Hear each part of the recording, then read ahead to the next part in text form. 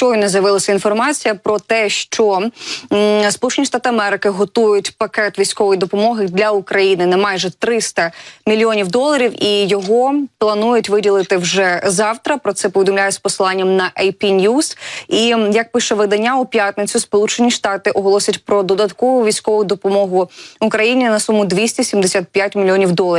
Це означає, що це буде 4-й транш військової допомоги Україні відтоді, як наприкінці минулого місяця Конгрес ухвалив законопроект про іноземну допомогу Україні. При цьому видання пише, що ця допомога потрібна Збройним силам України, потрібна нам для стримування російського наступу в Харківській області. І американські чиновники повідомили журналістам, що в пакет увійдуть високомобільні артилерійські ракетні системи «Хаймерс», а також артилерійські снаряди калібру 155 мм, 105 міліметрів. Ну і дійсно Україна почала отримувати військову допомогу від Сполучених Штатів Америки не так давно, а до цього протягом місяців пам'ятаємо, що Конгрес не міг проголосувати за законопроект про допомогу Києву. Водночас Інститут вивчення війни вважає, що Росія була змушена почати повторний наступ в Україні раніше, ніж запланувала, і це пов'язано саме з відновленням допомоги з боку Сполучених Штатів Америки.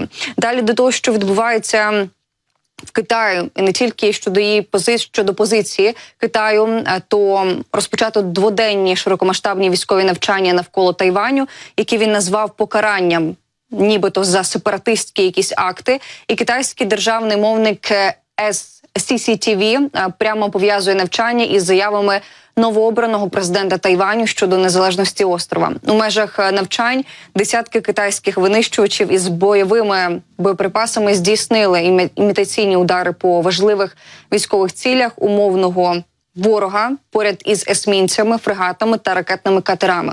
Навчання, які розпочалися вранці, в четвер передбачають оточення Тайваню. Речник морського командування армії Китаю Лі Сі назвав навчання суворим покаранням за сепаратистські якісь акти сил незалежності Тайваню та серйозним застереженням від втручання та провокації з боку зовнішніх сил.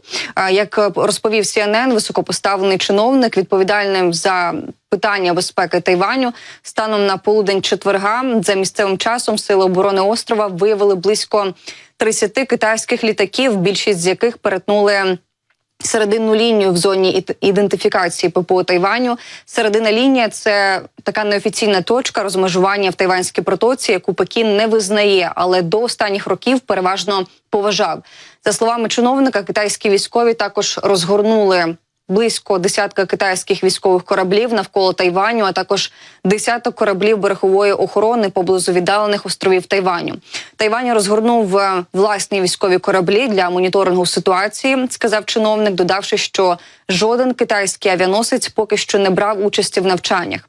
Як зазначає CNN, новий президент Тайваню Лай Цзінде, який вступив у повноваження 20 травня, вже був охарактеризований з боку Пекіна як небезпечний, за їх словами, сепаратист, за те, що він відстоює суверенітет і самобутність острова. Пекін засудив інавгураційну промову Лая, в якій той закликав Китай припинити залякування Тайваню. Також CNN звертає увагу, що військові маневри КНР навколо Тайваню стали вже досить звичними і не викликають значної реакції в тайванському суспільстві.